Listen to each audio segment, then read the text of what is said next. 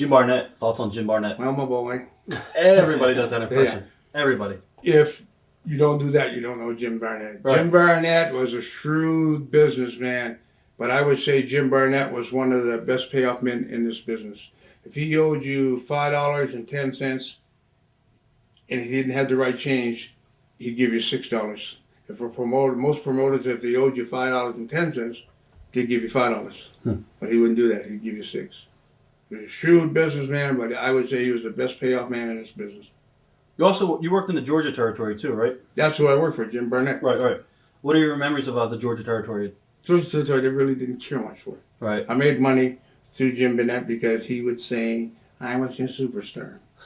He would embarrass you sometimes. Right. Not on purpose, but right. That was Jim Barnett. He'd walk in the dressing room and he'd go, "Where's my superstar?"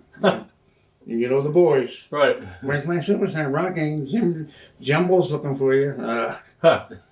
But it was a different territory, the way they had it laid out. You could have laid it out where you done Atlanta, Macon, stuff like that. But he would crisscross you. Right. Here, then back here, and then back here, instead of going around in a loop. That was the only problem the boys had. But it was a good money-making territory. I stayed there for about 4 years. Actually, I had a home in Jonesboro.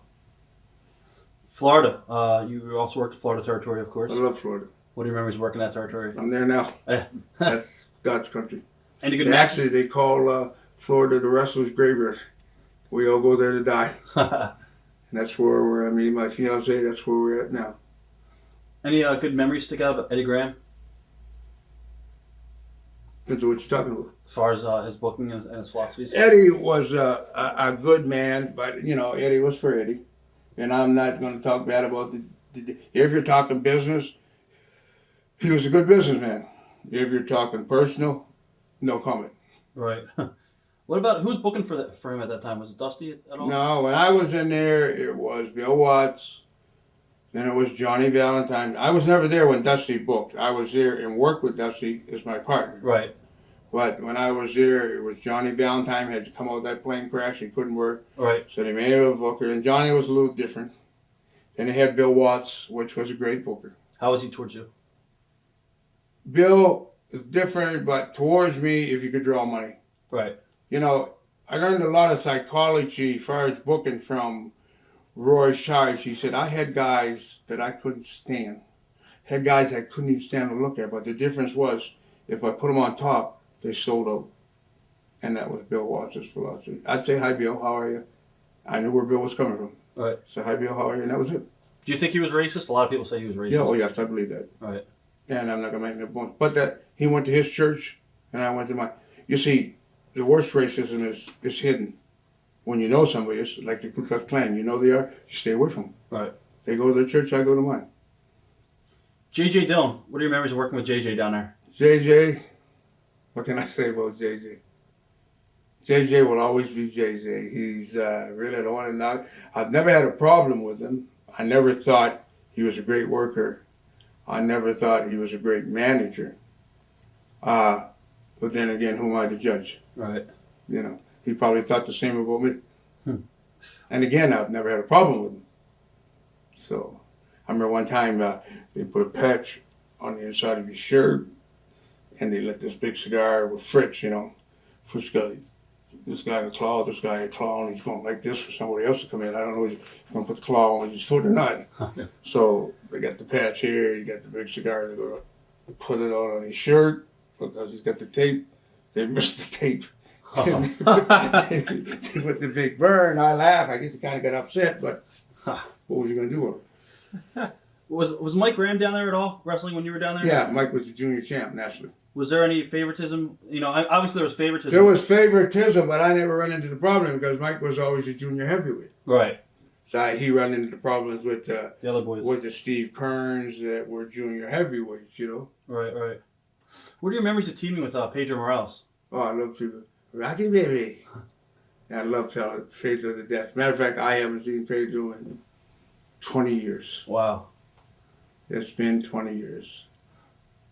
Good worker inside the ring? Fantastic. He was probably one of the best. If you could understand him. I've been his partner many, many times.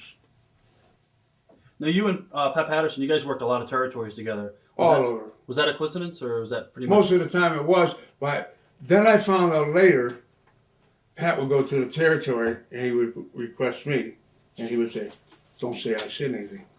And all of a sudden I'd get a call, "Hey, Rocky," I said, "Excuse me, in 5 years you never asked for me before." But Pat would do that because me and Pat worked well together. Right. Pat had great psychology. He had a lousy body, wouldn't work out. Used to think I was nuts. But I couldn't say he was nuts for playing golf 4 o'clock in the morning in the dark. But Pat had great psychology, great rhythm, great on. Threw one of the best punches in the business. You know, he's the only guy I could see that could stand in the middle of the ring and put a mask on, so everybody knew who he was. And he could tear the house down. Huh. When I was trying to pull his mask off, and they all knew who he was. Just stand right in the middle of the ring and put it on. Huh. Yeah, very, very great. Yeah, Pat was all right. Great finish man, too, as far as... I would say he's responsible for getting New York on his feet. Right. He called all the finishes. You know that. Yep. And I would say he was probably one of the best. Memories of working with a young Masa Saito, Mr. Saito. Mr. Saito didn't speak good English, but brilliant. Very brilliant. Good worker? Yeah. So stiff when he wanted to be. Huh. He let you know who was boss because he had come out of the Olympics. Right. But he would never hurt you unless he didn't like it. And thank God he liked me. Now, you also worked with Curtis IK. Yeah. A little lazy, but when you're that big and that heavy and didn't train. Now, you also worked with a true legend, Bruiser Brody. What are your memories of working with Bruiser, Frank Goodish? I love Frank to death, but I don't know what it was with Frank. Frank could have a great match today and a bad one tomorrow. Frank always had a problem, not with the boys, but with promotions. I worked with him in Florida. Actually, I gave him the Florida belt. And he's in the middle of the ring cursing.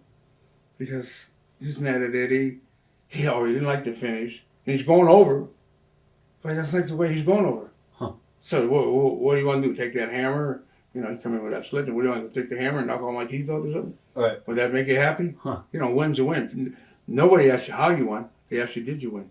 Right. So, you know, but Frank was a great guy. I never had no problem with him. A lot of the boys we did interviews with said he was kind of a bully towards the younger town and stuff like that. Yeah, he was. Was yeah. he? Mm-hmm. Did you ever see any problems, like, firsthand? No, I've never seen it. Just when he'd be in the ring with me and he'd go, his promoter, and I go, "Frank, what's the matter, man? I'm putting you over the best I can." Right. You know, I'm not John Henry here.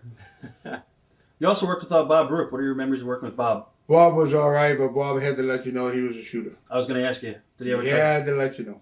Then he'd settle down. Huh. I said, "Bob, let me know now, not 10 minutes down the line." All right. You know, and then he'd laugh. And then he went a little flaky in the end where he cut half his hair off sideways. And, Right, when he was mocking Singh, I think. yeah, but that don't make you a better worker. Just a different gimmick. Yeah, so what? You know, you're still Bob Roop. Watch thousands of exclusive shoot interviews right now on TitleMatchNetwork.com.